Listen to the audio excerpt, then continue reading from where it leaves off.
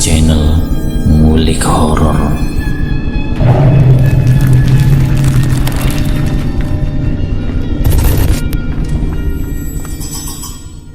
Assalamualaikum warahmatullahi wabarakatuh. Jumpa kembali di channel Ngulik Horor. Channel ini menceritakan tentang kisah-kisah misteri. Pada kesempatan kali ini saya akan melanjutkan kisah misteri yang berjudul Tragedi Pembunuhan di Ruang Perawatan Anak. Seperti apa kelanjutan kisahnya? Mari kita lanjutkan ceritanya. Niken, Anggreni, ayo ikut, kata gadis tersebut. Dia bernama Helen, teman baru kami sesama waiters yang juga baru saja melamar pekerjaan di diskotik ceria. Aku dan Anggreni saling berpandangan. Ayo cepat masuk, kita pulang bareng, aku antar kalian, kata Helen setengah memaksa. Akhirnya aku dan Anggreni masuk ke dalam mobil yang ditumpangi oleh Helen. Di dalam mobil seorang laki-laki setengah baya duduk di belakang setir. Sejak hari itu kami mulai akrab dengan Helen. Sebenarnya dia adalah gadis yang baik, hanya saja tidak ada yang membimbing dalam kehidupannya. Helen berasal dari Pulau Sumatera, kedua orang tuanya bercerai saat dia masih berumur 10 tahun. Dia anak tunggal, tapi kedua orang tua tidak ada yang mau mengasuhnya. Mereka lebih memilih hidup dengan keluarga barunya masing-masing. Akhirnya Helen dibawa dan diasuh oleh paman dan bibinya, yang kebetulan mereka tidak mempunyai anak. Helen besar dan tumbuh menjadi gadis tanpa pengawasan dari paman dan bibinya, karena mereka juga sibuk dengan pekerjaan masing-masing. Sejak duduk di bangku SMA, Helen sudah mengenal kehidupan malam. Rokok dan minuman beralkohol bukan hal yang baru baginya. Diskotik ceria adalah tempat di mana Helen sering datang bersama teman-teman malamnya. Oleh karena itu, dia sudah terbiasa dan banyak mengenal orang-orang yang datang di sana. Dia sering diantar jemput oleh laki-laki yang berbeda. Pada saat jam kerja pun, Helen sering diminta untuk menemani para tamu. Tidak terasa 1 bulan sudah berlalu. Aku bisa mengirim sedikit uang ke kampung dari gaji hasil kerjaku untuk emak belanja sayur dan keperluan yang lain. Pada bulan kedua, Anggreni mengutarakan kepadaku kalau dia akan pindah kontrakan. Aku tahu dia sedang dekat dengan seorang laki-laki yang dikenalnya di tempat kerja. Barangkali mereka pacaran dan Anggreni mungkin merasa tidak enak jika harus membawa laki-laki itu ke kontrakan kami. Dengan berat hati aku melepas kepergian Anggreni. Aku tidak punya hak mencampuri kehidupan pribadinya. Belakangan aku tahu kalau Anggreni satu tempat kos dengan Helen, karena Helen tidak lagi tinggal di rumah paman dan bibinya. Namun meski begitu, kami masih tetap akrab, karena setiap hari kami bisa bertemu di tempat kerja. Kami masih suka bercerita dan mengobrol bersama. Sudah 1 bulan ini aku melihat Helen selalu menemani orang laki-laki berwajah bule. Badannya tinggi besar, berumur sekitar 40 tahunan. Dari penampilannya kelihatan sekali dia bukan orang sembarangan, seorang laki-laki yang mapan. Suatu hari Anggreni dan Helen main ke tempat kontrakanku. Kami bercerita dan bercanda sepanjang hari. Helen, boleh tahu dong siapa bule yang selalu bersamamu setiap ke diskotik? Tanyaku kepada Helen. Meskipun aku tahu Helen sering berganti-ganti pacar, tapi kulihat sejak dekat dengan bule itu tidak lagi Helen dekat dengan laki-laki. Tentu saja membuatku ingin tahu. Oh, itu namanya Paul Juanda. Dia seorang dokter anak di RS Medica, orang Belanda. Anak dan istrinya masih tinggal di sana. Seminggu sekali dia pulang, kata Helen sambil ngemil kue yang dia beli dari warung Bu Lela. Oh, dikira masih bujang, bisa dijadikan calon suami, kataku sambil meledek. Tidak masalah soal statusnya, selama kami bisa bersenang-senang kenapa tidak, kata Helen sambil tertawa. Aku tersenyum mendengar kata-katanya. 6 bulan kemudian Anggraini menikah dengan laki-laki pilihannya. Mereka tinggal di rumah kontrakan dekat dengan tempat tinggalku. Suaminya seorang sopir truk pengangkut barang antar pulau yang kadang tidak pulang selama beberapa hari. Jika suaminya sedang berada di luar kota, Anggraini sering tidur di kontrakanku. Aku ikut senang atas kebahagiaan rumah tangga yang dia jalani. Helen kulihat masih dekat dengan Dr. Paul, hanya saja dia kelihatan lebih pendiam. Tidak seperti biasanya yang selalu ceria dan tertawa lepas. Aku dan Anggraini sedang makan rujak hari itu. Anggraini sedang hamil muda. Pihak diskotik masih memberikan izin untuk bekerja selama kehamilan belum terlihat. Tiba-tiba ada yang mengetuk pintu berulang kali dengan agak keras, seperti tidak sabar meminta dibukakan pintunya. Setelah pintu dibuka, Helen menghambur masuk sambil menangis. Kulihat di sekitar tidak ada mobil yang terparkir. Tidak seperti biasanya, jika datang ke kontrakanku, Helen selalu ada yang mengantar dengan mobil. Tentu saja kami berdua bingung dengan apa yang dilakukan Helen. Tiba-tiba datang sambil menangis. Kamu kenapa, Helen? Datang-datang kok nangis? Bikin bingung kami saja, kata Anggraini. Dia masih mengunyah buah mangga muda. Helen masih saja menangis, bahkan tangisannya semakin keras. Kami pun membiarkan dia menangis sampai puas agar merasa sedikit lega. Aku hamil, kata Helen di sela-sela tangisnya. Spontan kami berdua sangat terkejut mendengar apa yang baru saja Helen katakan. Anggraini bahkan sampai tersedak, mungkin karena saking kagetnya. Meskipun kami berdua tahu tingkah laku Helen yang sebenarnya, tapi tetap saja kami terkejut mendengar kabar tentang kehamilannya. Siapa yang menghamilimu? Tanya Anggraini setelah tangisan Helen agak reda. Dr. Paul, jawab Helen. Anggraini pun menarik nafas. Lalu dia sudah diberitahu tentang kehamilan kamu belum? Tanya Anggraini lagi. Helen menggelengkan kepala. Dia bilang Dr. Paul tidak pernah lagi datang ke diskotik. Dia bilang Dr. Paul tidak pernah datang lagi ke diskotik. Dia pun sekarang sulit dihubungi.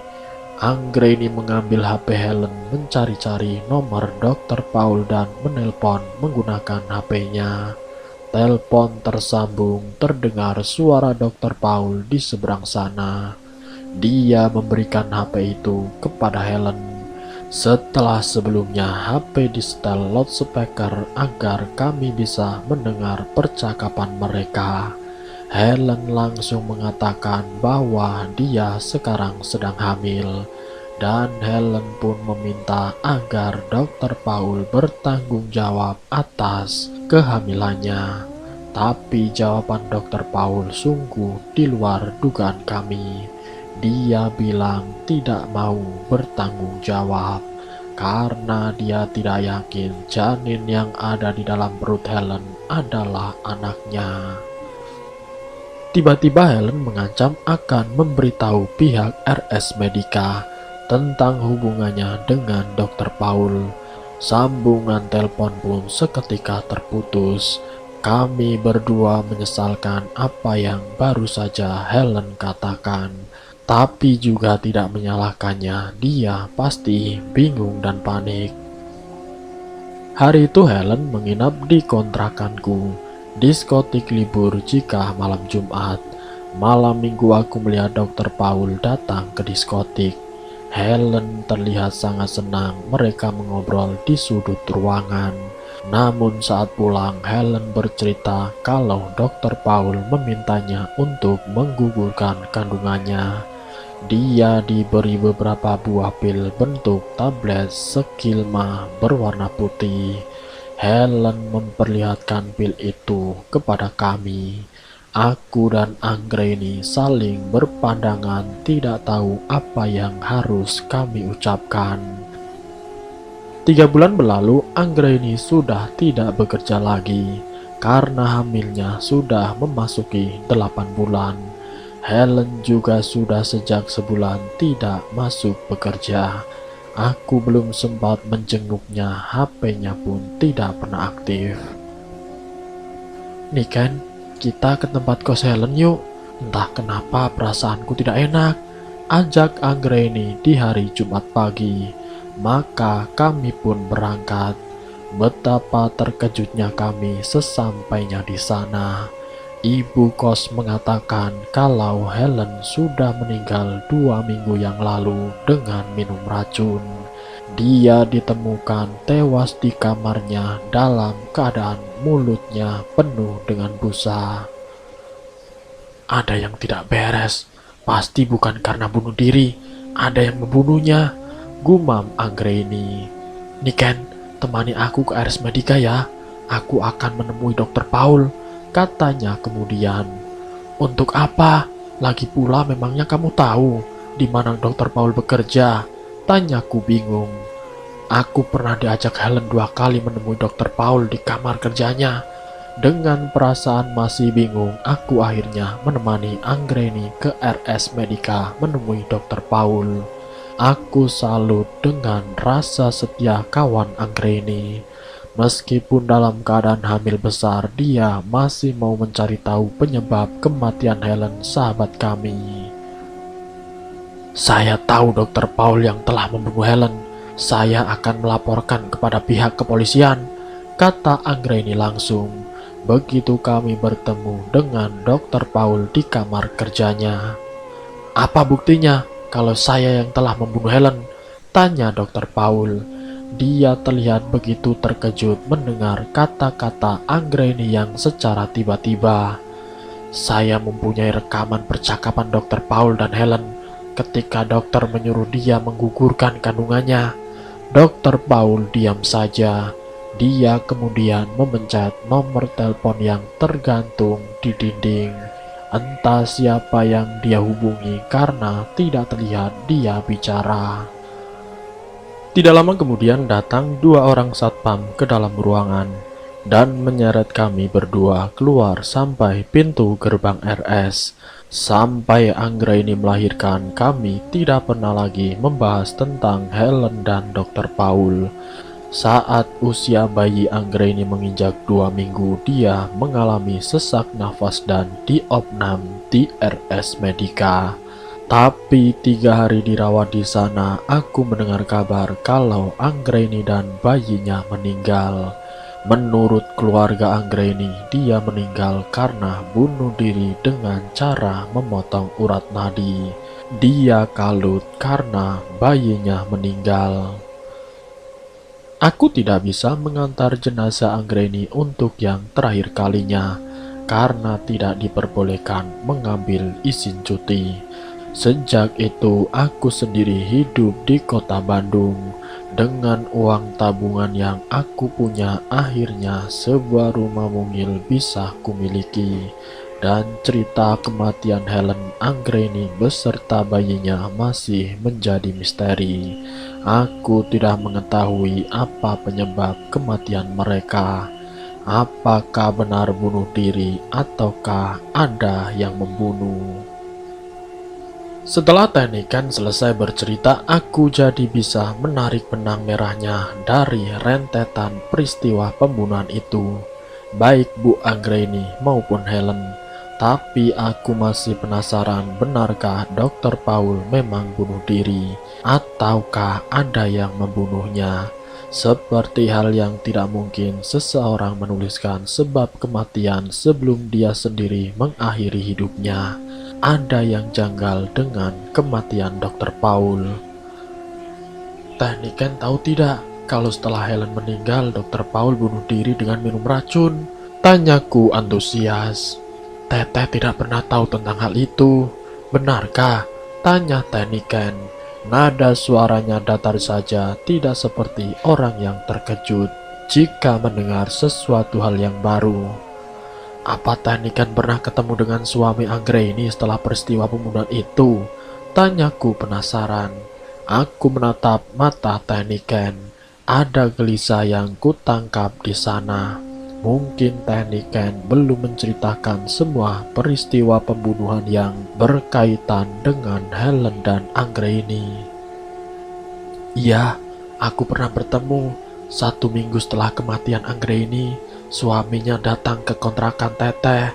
Dia mencari tahu siapa saja orang yang dekat dengan Anggraini, ujar Teh Niken. Terus Teteh jawab apa? Tanyaku lagi. Ya Teteh bilang kalau yang dekat sama istrinya cuma Teteh sama Helen. Waktu dia tanya di mana rumah Helen, Teteh kasih tahu kalau Helen sudah meninggal, ujar Teh Niken. Bagaimana reaksi suami Anggraini waktu tahu kalau Helen ternyata sudah meninggal, Teh? Tanyaku lagi. Dia sempat kaget, kemudian tanya-tanya tentang banyak hal, di antaranya sebab kematian Helen. Jelas Teh Niken. Teh Niken cerita tidak kalau pernah menemui Dr. Paul di RS Medica dengan Anggraini? Tanyaku kepada Teh Niken. Teteh ceritakan semuanya yang Teteh ketahui tentang Anggraini, jawab Teh Niken. Sekarang suaminya Anggraini tinggal di mana, Teh? Tanyaku penasaran. Terakhir Teteh tahunya sih di Palembang, jawab Teh Niken.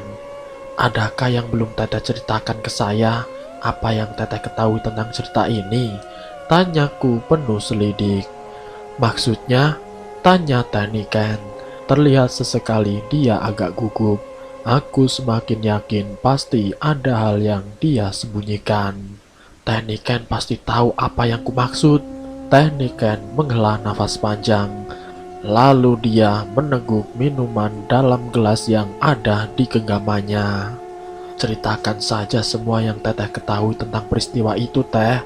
Saya tidak punya kepentingan apapun selain penasaran, karena hampir setiap hari Anggraini dan bayinya datang menemui saya, Teh. Ujarku menjelaskan kepada Teh Niken. Sudah 10 tahun Teteh simpan rahasia ini, karena menurut Teteh, apa yang terjadi adalah merupakan sebab akibat, di mana sebuah pepatah mengatakan, apa yang kita lakukan, itulah yang akan kita dapatkan. Teh Niken memulai lagi ceritanya. Aku semakin yakin dia tahu semua cerita. Aku semakin yakin dia tahu semua cerita di balik peristiwa meninggalnya Dr. Paul. Malam itu sepulang dari bekerja, suami Anggraini ada di depan kontrakan Teteh. Karena masih dini hari, Teteh tidak berani nyuruh dia masuk. Tidak enak sama Bu Lela. Teteh tanya maksud kedatangannya. Dia bilang ada hal yang penting yang mau disampaikan kepada Teteh sebelum dia meninggalkan Bandung dan akan pergi ke Pulau Sumatera. Akhirnya sampai jam 6 pagi, Didik suami Anggraini berada di depan kontrakan Teteh. Jam 6 Teteh menyuruh dia masuk. Teteh buatkan air kopi dan nasi goreng untuk sarapan. Setelah selesai menyantap nasi goreng sampai habis, Didik bercerita. Teh Niken berhenti, kemudian menarik nafas panjang. Tatapan matanya lurus ke depan, seakan sedang mengingat kejadian 10 tahun silam. Aku telah membunuh dokter bule itu, kata Didi sambil meminum air kopi yang Teteh buatkan. Dia terlihat sangat gelisah, berulang kali meremas-remas rambutnya yang kusut. Tentu saja Teteh sangat terkejut mendengar pengakuannya. Teteh sama sekali tidak akan menyangka Didi akan melakukan hal senekat itu. Katanya Didi mencampuri minumannya dengan racun serangga. Kemudian Didi menulis di secari kertas, seakan-akan dia mati bunuh diri. Teteh hanya bisa diam mendengar pengakuan Didi, tidak tahu apa yang harus Teteh katakan. tidak juga mau menyalahkan dia atas apa yang telah dilakukannya. Teteh bisa merasakan bagaimana sedihnya Didik harus kehilangan dua orang sekaligus yang sangat disayanginya dengan cara yang tragis. Jelas Teteh panjang lebar. Kok Didik bisa memasukkan racun ke dalam minuman Dokter Paul, Teh? Tanyaku heran. Sejak kematian Anggraini, Didik selalu mengawasi semua gerak-gerik Dokter Paul sampai dia paham semua kebiasaan Dokter Paul. Dokter Paul selalu meminta dibuatkan kopi jika akan menginap di RS Medica sebelum dia sampai di ruang kerjanya. Malam itu Didik tahu Dokter Paul ada di RS. Dia menunggu sampai saat yang tepat. Ketika Dokter Paul keluar dari kamarnya dengan menyelinap, Didik masuk dan menyampurkan racun serangga ke dalam kopi yang ada di atas meja kerjanya. Beberapa saat Dokter Paul masuk dan Didik masih menunggu sampai dia yakin kalau racun yang dia campurkan ke dalam kopi telah bereaksi. Sekitar jam 3, Didik masuk lagi ke dalam kamar Dokter Paul. Dia melihat Dokter Paul telah meninggal dengan mulut mengeluarkan busa. Tulisan di secari kertas yang telah dia siapkan sebelumnya dia taruh di atas meja, seakan-akan Dokter Paul meninggal karena bunuh diri. Didik bisa keluar masuk kamar Dokter Paul dengan leluasa karena kamar itu memang tidak pernah dikunci, sehingga memudahkan Didik melancarkan aksinya. Teh Niken menjelaskan panjang lebar. Sekarang aku mau pergi ke Palembang. Jika terjadi apa-apa denganku, kamu sudah tahu cerita yang sesungguhnya, kata Didik menjelaskan kepada Teh Niken. Setelah menceritakan semua yang telah dilakukannya, Didik pergi, dan sejak saat itu Teteh tidak pernah lagi ketemu dengan dia. Kabar beritanya pun tidak pernah Teteh dengar. Teh Niken mengakhiri ceritanya. Aku menarik nafas dalam-dalam. Ada hikmah di balik kisah yang Teh Niken ceritakan, bahwa kekuatan iman adalah hal yang sangat mendasar yang harus dimiliki oleh setiap manusia agar setiap langkah dan tingkah laku kita selalu mendapat bimbingannya. Dan selesai. Semoga dari kisah ini kita dapat mengambil hikmah dan pelajarannya. Ambil sisi baiknya dan buang jauh-jauh sisi buruknya. Semoga kita dan kalian semua selalu dalam lindungan Allah SWT. Terima kasih untuk kalian yang sudah mampir di channel kami. Jika kalian tertarik dengan video kami, silahkan tekan tombol like, share, dan komen. Tekan subscribe untuk mengikuti video-video kami yang selanjutnya. Wassalamualaikum warahmatullahi wabarakatuh.